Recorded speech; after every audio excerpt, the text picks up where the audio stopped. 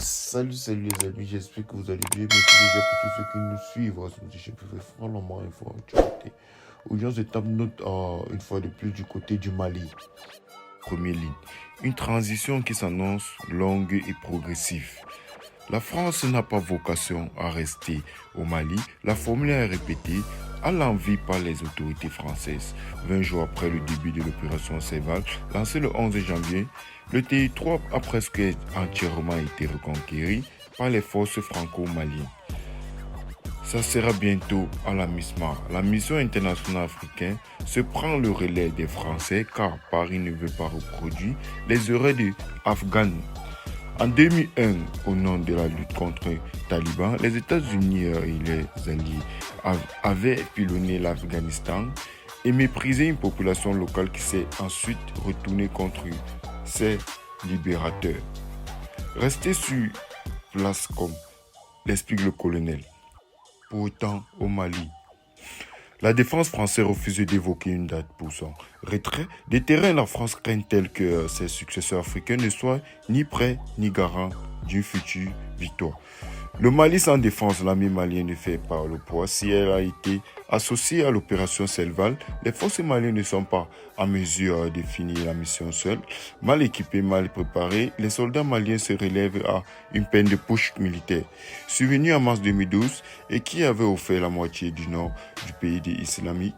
De toute façon, il faut des moyens aériens et des renseignements pour anéantir les bases islamiques. Des montagnes de Kidal, explique la France. Chercheur associé à l'Institut des relations extérieures et des stratégies, seule la France possède ces moyens. Une formation de l'armée malienne sera bien assurée par EUTM.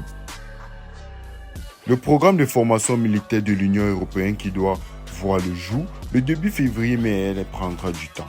La mission étant pour le programmer sur les 15 mois. La MISMA n'est pas encore complète.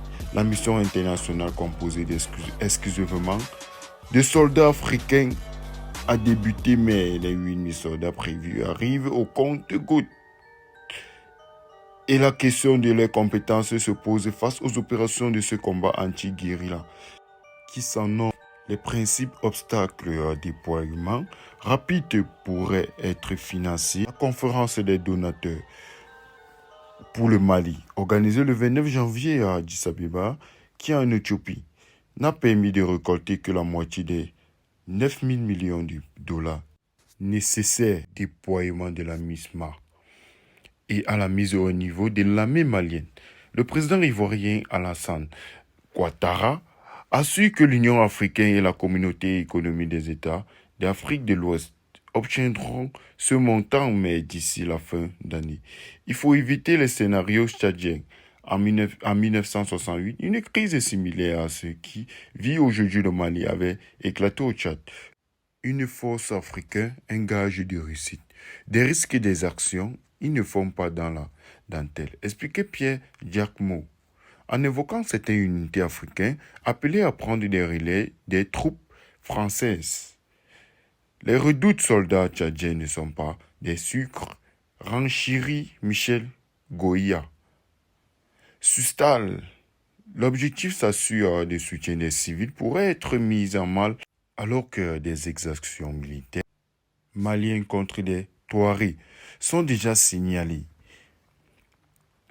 Depuis 2016, une force militaire multinationale entièrement africaine, la MITSOM, est engagée dans le conflit qui déchire la Somalie, composée de 17 000 hommes. Elle soutient le gouvernement dans sa lutte contre Sheba, des combattants islamistes ralliés à Al-Qaïda qui contrôlent la majorité du pays. Cette force africaine a bien remporté quelques victoires, mais elle reste d'une faible capacité. Selon Philippe Hugon, chercheur à l'IRIS, interrogé par France TV Info, mais la grande différence avec les troupes mobilisées en Somalie, c'est qu'au Mali, certaines unités seront sur les terrains.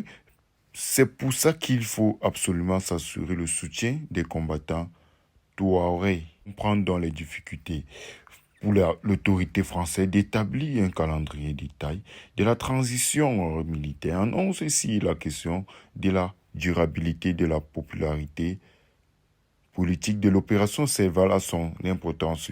L'avenir du conflit malien dépendra surtout de la réussite du déploiement des troupes africaines et de leur acceptation par la population locale.